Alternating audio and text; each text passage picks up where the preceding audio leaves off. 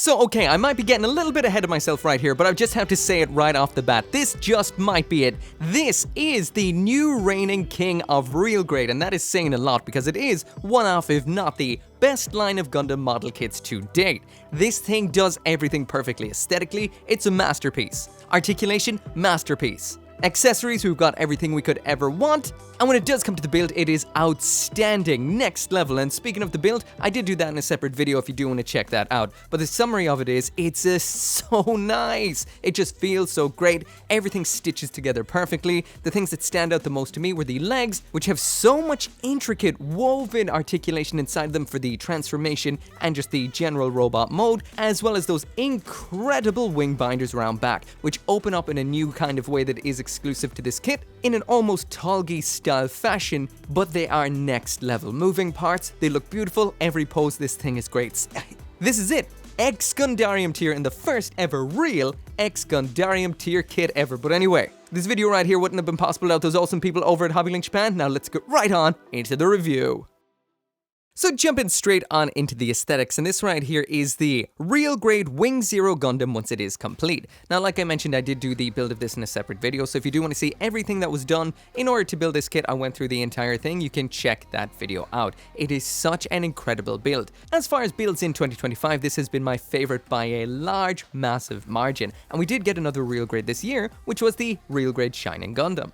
So I will mention I did do a little bit more to this kit after that build video. I did panel line it as well as add on most of the decals that came included with it. Now for panel lining, I used GSI Craos' Gundam marker, that is the poorer style right here. You just dot it onto the panel lines wherever you want it. And I will mention, the panel lines in this kit are a little bit wider than your average kit's panel lines, so things don't actually flow through them as well as pinstripe lines, but they do almost cause a kind of dew line effect, which is a little bit hard to explain, but they are a little bit different and it took a little bit longer. I cleaned off all of the little dot bits using the included eraser for using with these particular markers, and these cool little panel line erasers by Dispay. When the panel lines were complete, I did use the included decals. Now these are just sticker style decals, which means you just peel them off, stick them on. They have some pros, they have some cons. The pros is these do actually hold up decently well when it comes to handling your kit. So if you're going to be posing it a lot, moving around a lot, these do work very, very well. However, if you do zoom in really close to them, you will always see the boundary on them, which can kind of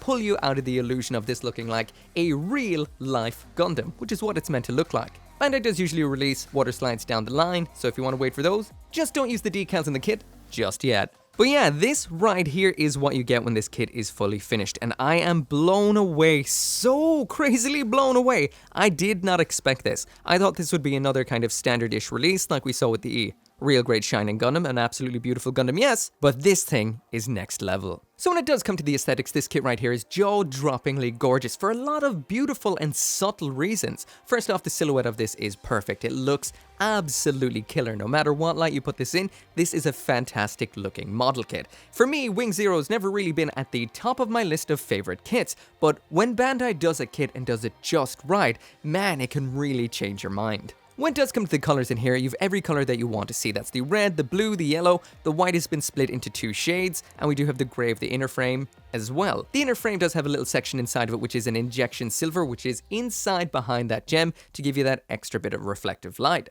I will also mention that the eyes on this kit are color separated, so they're probably not popping off so much in the video as some kits would because I didn't use the reflective stickers. I just love the actually color separated eyes that it has. Sometimes I feel like maybe I should throw these stickers on just to get that reflection in videos, but it's just so nice to have fully color separated eyes, especially on a kit this small, because Wing is a small Gundam unit. Now, one of the things about the visuals on this kit that really blows me away is just the use of faceted surfaces. Now, most of the time, Gundams have a lot of nice surfaces, whether rounded or squared off, which catch the light beautifully. But there's something so special about the way Bandai has done it here. I just can't stop looking at it. If you just throw some light from behind so slightly, a little bit from the side, it really just catches into all of those recesses and raised parts absolutely perfectly. The legs on this, like a Gundam wing kit's legs should be, are absolutely phenomenal looking with those big calves. They're bulky, and there's a lot of hidden gimmicks underneath the surface.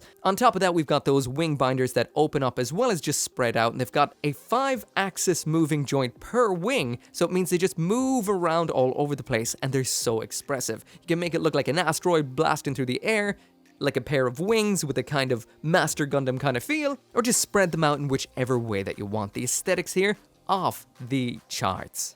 So just throwing it down side by side with the art, as you can see, this is a redesign for the ages. The glow up here is insane. The standard design of the Wing Zero is absolutely beautiful, but they've taken every little aspect of it and kind of dialed it up a bit without going too off topic. For example, the gem has been reduced in size ever so slightly, and the overall proportions and the head design have been redesigned to some degree. Overall, it is still very, very accurate, while at the same time being that real-life, real-grade redesign that we love. So when it does come to those model kit sins, aka nub marks, mold lines, and seam lines, for the most part this kit is relatively doing alright. Now the blue plastic does mark a little bit, you may kind of see it here and there. I actually thought it'd be a whole lot worse throughout the build than it actually turned out to be in the end.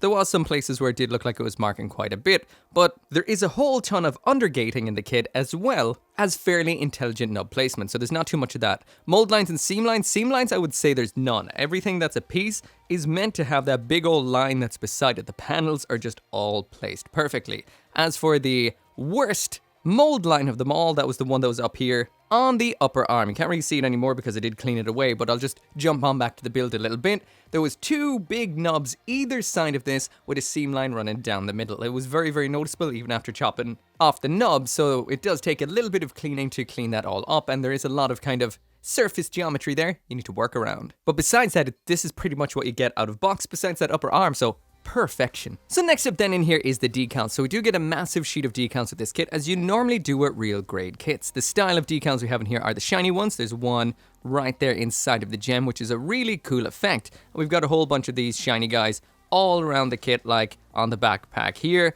Some of them, they wanted you to pop them over aspects. This one right here is nice, but some of them, Bandai wanted you to pop them over kind of nice little elements that are poking through, like this little bit of grey popping out from underneath. They wanted you to cover that up, same as the little grey segments around back, cover those up too. But I like the plastic over the little shiny stickers. We do have a cool one inside of the knee here, so it does break up the inner frame a little bit. And overall, when it does come to the decals, these aren't the old school fitted real grade decals, which I really did like because they covered up single areas. This one right here, this is a fitted one, so you don't really see much in the lines of a thing or border around it. But most of them are just big old squares. So if they actually catch the light at all, you can just see the big boundary around them, especially on the blue plastic and a little bit on the red plastic too. There is some nice designs in here as well. These are very similar to what we would have seen in the master grade kits, the way this is written right here, very Katoki-esque, I guess. This one's pretty cool because it does show what the wing binders look like, or should I say, what the bird mode looks like when complete, so that's a cool touch. And we do have a tiny little one of those on the leg there too. Overall, the design of the decals on here is nice. We've got these ones which highlight the various different thrusters and verniers nicely, but again, you do kind of see the outline quite a bit on the blue plastic. But anyway, jumping into that full 360-degree spin, so you can see every angle of this kit for yourself, and every angle is definitely something I would underline. The facets, the greebles, the surfaces, the kind of overall sculpt of this kit is phenomenal looking, catches the light perfectly, and they've just rejiggered the overall Wing Zero design to extreme perfection. Honestly, there is a whole lot of real grade kits out there, but none quite this perfect visually. They've nailed it. They've taken a classic, cool design, improved it to the max, and made the perfect looking real grade kit. And everything else about it too is perfect. This is the first, if I'm not mistaken, real grade to have no advanced joint in it at all. So it's rock solid. No floppy Shining or God Gundam forearms here. Rock solid, beautiful. So now jumping into a size comparison, and there's your standard size Gundam being the RX-78-2. It's the high grade Revive on the left and the real grade 2.0 on the right. So even though this particular unit is meant to be about 1.5 meters-ish smaller than the RX-78-2, Bandai seems to have maybe scaled it up a bit. So now moving through some more kits, there's the real grade Wing TV version on the left, real grade Wing EW, real grade Wing Zero EW, real grade Epion, real grade Shining Gundam, real grade Akatsuki, and up until now what I considered the reigning king of real grade, the High New Gundam. As you can see, the size difference between them is absolutely massive, so depending on what you yourself particularly like when it comes to model kits, this still may be the best one, but the amount of technology Bandai popped into this tiny little unit, the Wing Zero, is off the charts, making it to me the better kit all round. But now through some wing kits, there's the high grade version of the Wing Zero, but it is a color variant, high grade heavy arms, high grade Death Side, high grade Sandrock, and the high grade After Colony Shenlong. So now jumping into the accessories, and here's absolutely everything that comes with the real grade Wing Gundam Zero. So what we get here is the twin buster rifles, a pair of beam sabers, the shield, as well as some hand options. That's 3 alternate hands plus the 2 that are attached to the Zero already for a grand total of 5. So when it does come to the hand options in here, first off we've got the standard set of fists. Now these aren't the holding hands, we do actually have fully molded fists. As you'd expect from a real grade, these are molded exceptionally nicely. All of the joints, all of the finger independent aspects all look really nice on them. Great hands. So next up here is the holding hands. Again, the joints on this have been expertly molded. They just look so beautiful, and overall it looks very, very nice. Now you may notice at the very bottom of this, we do have a little bit of a extra nub sticking out. More than likely this is a bit of a locking mechanism so these hands don't sag while holding onto the twin buster. Last up then we have a widespread open hand, so we've only one of these, so the rest were pairs. This is only a left hand only, so if you are posing it with a weapon in the right hand, you've got this to kind of pull off some nice expressive poses. Again, the mold here just as nice as what we saw with the rest of the hands. I actually really love the little bit of a lip running around the hand armor. It gives it a little bit more flavor compared to your usual Gundam back of hand. So up in the hands, the usual routine. I will mention they are a little bit on the tight side, so you can really feel the snap as they pop off and on. So it's just pull off one, pop in the other, and it is ball joint attachment. Now when it is off, you can actually see deep down inside there is a little bit of a notch inside. So there is your little mechanism that the holding hands will attach into, so the hands won't sag when holding on to the twin busters. Next up in here, we've got the pair of beam sabers. So green blade, white handle. This is the pair right here, so looking fairly normal. Actually, even though the handle is a little bit on the plain side-ish, still the detail molded into this is very, very nice. So somewhat plain, but at the same time, very nice. So when it comes to popping the beam saber into the hand, it's the usual routine. You just slide it down into the hand just like so. Now at this point I will mention the way the actual wrist works on these holding hands is very, very intelligent. When it's all the way in, it's locked in position. It can rotate, but it will not pivot. You can actually pull it out a couple of millimeters, and at that point then you get the actual pivot to the wrist as well. So it's a locking mechanism, but you're not always stuck locked. Pull out to move, push in to stay in position. Pretty cool. When these are not in use, you can just pop off the beam and the handle attaches into this opening shoulder panel right here. There's a peg inside, you pop it on, simple, it closes up, and it looks absolutely perfect. And finally, here's the real grade Wing Gundam Zero and a little bit of a pose with the beam saber. And again, this poses up like an absolute beauty. Everything about this kit, perfection. So I just grabbed this stand right here, which I do use to kind of put kits in a little bit of a dueling position. The bottom part is a Bandai action base, and these right here are off the Good Smile Company's simple stands. I actually find the sticks a little better on the simple stand than what Bandai provide, but there's no multiple holes in the simple stands. Now, one thing that automatically makes this kit right here absolutely phenomenal compared to older real grade kits is its action base adapter. It's just in here, right here. How fantastic is that? You don't want to use it, you just close up this little panel, great. That means there's nothing between the legs to stop the legs from getting into nice, kicked off to the side poses, because if you ever have a stand going up the old-fashioned gunpla butthole sort of way, that tends to get in the way entirely, but not the case with this one back here. But compared to the older kits, like the Epion right here, and this is a great kit, absolutely phenomenal kit, but the one kind of down point is this has no action base adapter on it. There's actually an accessory that comes with it that hooks in under here. Now I've been keeping my Epion just standing on the shelf just like so, which means I've put the accessories away, and that means I'm not exactly sure where they are right now. I have a general idea, but it'll take me ages to find them, so it's just a little bit inconvenient compared to just having a little flap right here that pops up and he's ready to go. That is definitely one hell of an impressive upgrade. So anyway, with a little bit of action-based shite hulk and no jutsu, I managed to actually get the Epion up on a stand with a couple of things holding it in position without its adapter. But there we go, there's a little bit of a clash between the Wing Zero and the Epion, which we always will remember from the phenomenal intros and outros from Gundam Wing. What can I say, this just looks so cool. It's finally great to have a Wing Gundam Zero to go with the real grade Epion. So next up in here we've got the shield, and this is just as beautiful as the actual Gundam itself with all of that nice real grade detail. I did use the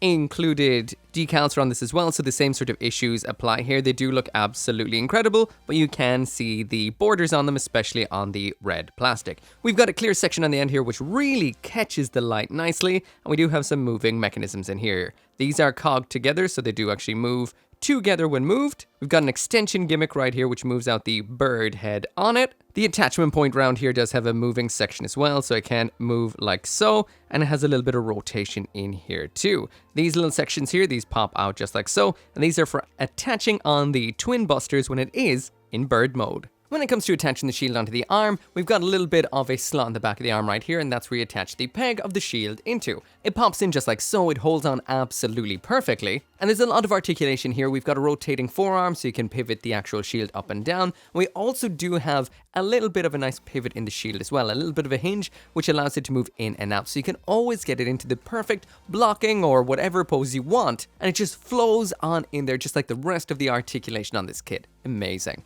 So last up in here is a pair of twin buster cannons, and as you can see they're the same, just mirror matched, because they do attach together just like this right here. And when it does come to the detail on here, these are made out of two different shades of grey. We've got the lighter shade up here, a little bit of a darker shade here. We've got yellow going on, and the decals are included of course. Again, you can kind of see the boundary a little bit on them. If you get in quite close, you can see that the border is quite visible, but overall very nice. And we do have a exclusive gimmick to these particular real grade versions where the front section can pull out just like so. As you can see, there's some nice piping inside of there in a light gray. They close up like so, and we do have a pop out little tab section back here. Make sure you have both these in the right way. I had to actually jump away there to separate these parts to realign that little tabby. It was in the wrong way around, and detaching this side armor panel is not the easiest, so get these right the first time. So yeah, once you've popped out both of these, you can see they kind of attach together up back to make sure this locks together nice and solid. Also, the handles can swing forward out of the way up in there, but it's not that easy to get them to pop back out, so I'm not going to do it until the transformation. So when it does come to attaching the twin busters on, this is very nice because you don't actually have to disassemble a hand at all.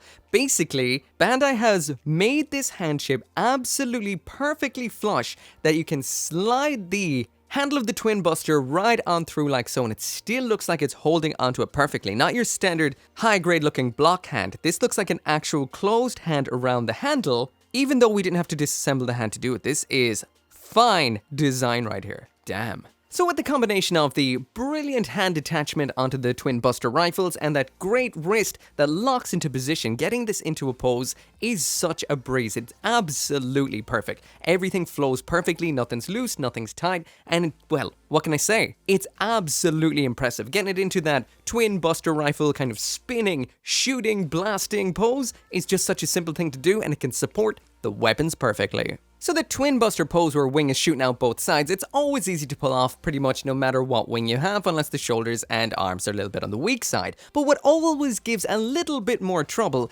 is the combined form pose. Usually because it's hard to get both arms together, it's usually hard to have both hands holding the actual handles, that sometimes you have to get into a little bit of trickery and make the kid hold one handle only while the other hand is just kind of hovering off out of sight, so you don't actually see that both hands are holding it. But with all the articulation on this kit and the smooth joints, the strong hands, everything, there's no issue whatsoever. Pull the arms forward, lock both those busters together, and it's already pretty much in the pose you want it to be. Go around back, separate out all those wings to get that almost impact bracing thruster pose, and it's just perfect. Out of box, look at it. Absolutely beautiful. That was no effort at all. Sometimes some poses take me forever to eke out, and they can be really annoying, and sometimes you kind of have to fake it by changing things up and doing things, like I said, with the one hand holding kind of shenanigans. No. With this kit, you can pull off the pose perfectly, easily, and then swap back to the dual shooting out to the sides pose again, seamlessly. Nothing needs to be changed. It's perfect. So next up, we're going to be talking about the articulation on this. First off, I will mention you can stand it up if you get the wings just right, but a lot of the time it is a little bit back heavy, so I do recommend some kind of stand. Also, this is incredibly solid considering just how intricate and detailed it is. Anyway, let's get into the usual pose first. So getting the wing zero into the usual pose, and this does work out quite well. Do you notice a couple of limitations? They're not the biggest deal, and they're just kind of part of the design. Overall, it moves fluidly, the legs are nice, the torso's nice, everything just moves perfectly. Sometimes in some Gundam model kits, you've got some joints that are a little bit stiff and some are a bit loose. The stiff ones always make the loose ones move, and you kind of got a little bit of trouble there. That is not the case here. Everything just moves harmoniously all of the time. Now, what we do have that is a little bit blocked is around the skirting armor, you can't really bring the legs up a little bit further to get it a little bit deeper down into the lunge. This is mainly due to the fact that you can't get the ankle to pivot up any further than this due to the bit of armor in front of the actual ankle right here. That's just part of the design. The flap is up as far as it will go, but overall, balance, brilliant, posability, brilliant, articulation, brilliant, and it does very well in this besides not just getting a little bit lower in a lunge. After all, it is the wing, not the foot, so it should be in the sky, not on the ground. So now moving through all the articulation one by one, I will mention if I missed something, I apologize. There's so much going on this kit. Anyway, first off, the head is a double joint. It is a little bit stiff. There it is down. There it is all the way up. There it is side to side. And we've got that little bit of pivot too, but not too much. Moving down to the torso now, on either side of the head, we've got the machine cannons. You open up the flap just like so. The machine cannon can be really hard to get out, so you might have to use something like tweezers, and then it just flips out and forward just like so. This happens on both sides. We've got some more going on inside the torso. We've got some intake vents in the chest. They open up just by pulling down like so, adding that classic Gundam yellow to the chest, which is a really cool touch. We have some more opening aspects. That also includes the cockpit down here on the belly section. Now, I will mention mine flops open all the time. I don't know why. It's an easy fix, of course. You can just tighten the little pegs either side. What I actually do is just throw a bit of blue tack in there when I'm not actually opening this up. But anyway, when it's opened up, it looks like that. That's what's inside. And if you've got this kit, let me know in the comments. Is your cockpit hatch loose too? Or is it just something happened in the build? On mine right here. Next up then we've the ab crunch, which is extremely nice, forward and back like so. Then we've got some side to side pivot as well. As you can see, that's running down to the actual side skirt. So you got a lot of movement there. That combined with the way the legs actually swing side to side gives you a lot of kind of momentum, like it's shooting through the sky, actually throwing its weight around, which impresses me a lot. As far as I can see, the shoulder joint is aligned to move up and down. Besides that, we've got your standard ball joint. Up in the shoulder, we have multiple opening hatches. This one right here is for the beam saber. This one right here is for a vernier inside of the shoulder. If you've moved this gray part down, you can move that down even further. So as you can see, vernier right inside of there. That vernier can also tilt downwards like so. So when it is closed, it can be pointing out here for that extra bit of that way thrust. The shoulder itself can move up and down independently to the arm. There's the arm's upward movement, so very nice. We do have the full rotation at the shoulder too, full rotation at the upper arm, full rotation here at the lower arm too, and rotation and pivot at the wrist. When it comes to the skirting armors, it's ball joints for the front ones, a very intelligent combination joint here, which is a hinge as well as a ball joint, so these side skirts are always out of your way, whichever way you need them to go. The butt flap might give you the impression of not premium, but we do have a bit of movement here, which I do feel is part of the transformation, so it can slide upwards and downwards just like that. Inside of the waist here, we do have a dropping mechanism for both legs, and on top of that, like I mentioned, we have a cool side-to-side swing, which moves the legs just like so. As for the kicks, there it is all the way out to the front. There it is all the way out to the back, so a little bit blocked by that, but if you move it out slightly more, you can get a bit more.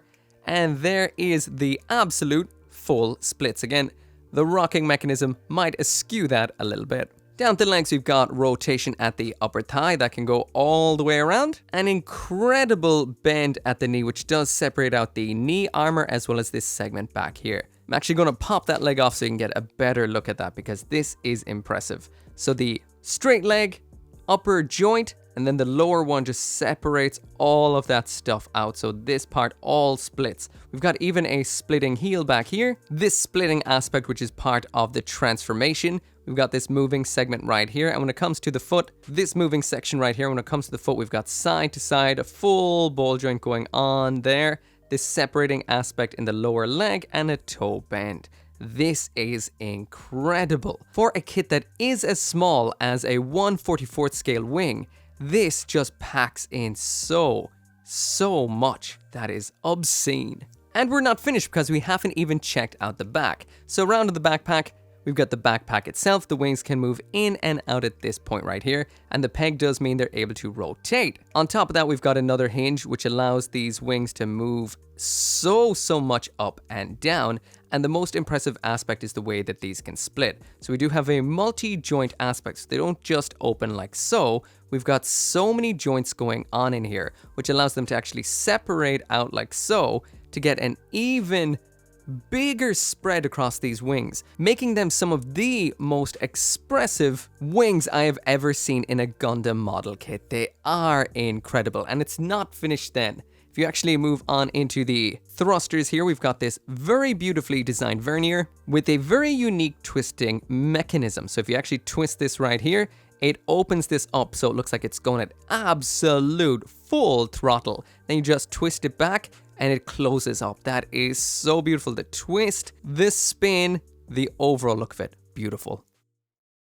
So last up then is the transformation to Neo Bird mode. So I will mention this is my first time ever doing it, as it usually is in a review. So I'll be able to tell you how easy or not easy it is for an absolute first time beginner to get it transformed. So straight away, this is what it looks like when it is complete. Now, I am very impressed here. When it does come to the wing transformations, a lot of time it just looks like a Gundam with its head turned around, with a shield on the back of it and its legs flipped. That's about it. It still from underneath just looks like a Gundam, but they masked it very well, especially around in the legs and the way they divide out the thrusters. All in all, it just turned out so well. And as for actually getting that transformation done, you spin the head all the way around, pull out the side skirts. This takes a little bit of a big pull. Flip back the butt skirt like this, twist the wing Gundam at the waist, bring that butt flap up and onto the chest, drop down the legs at the hips, bring the front and the side skirting up and forward like so, raise the flaps on the shoulders, pull them outwards, and then drop them down. The next part is quite complex because it is the legs. What you need to do is bend the knee to a point where you're actually able to reach into the knee joint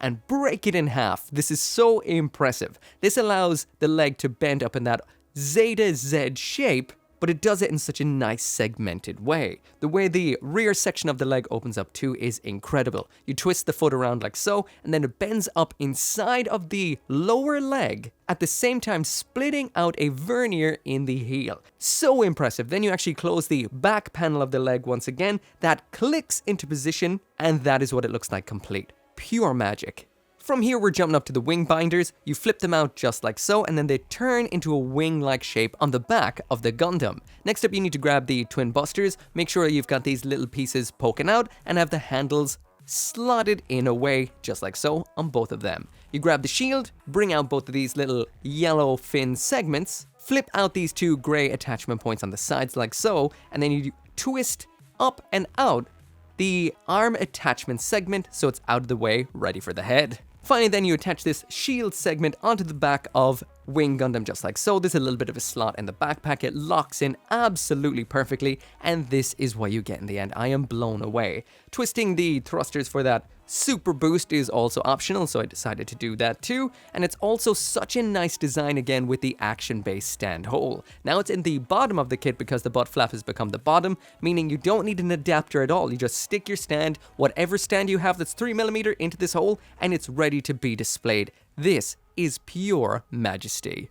Anyway, that right there is what it looks like in bird mode, and this might just be, I know I say this every new bird mode by Bandai, but every time they release a new wing kit, they really, well, as long as it's master grade or real grade, they really do pull out all of the stops. This looks so technical. There's verniers and thrusters everywhere. The Gundam has been hidden for the most part. Of course, the head is very visible underneath and the upper body, so it still has that classic wing folded up underneath the look, but it just looks phenomenal. This has been expertly done. Again, I am so impressed. It's rock solid, stays on the stand perfectly, and it just looks impressive. Almost a reason, a very big reason at that, to get two of this particular real grade. One for the robot mode, one for bird mode. And usually, I'm not too interested in displaying a kit in bird mode. This is just that nice.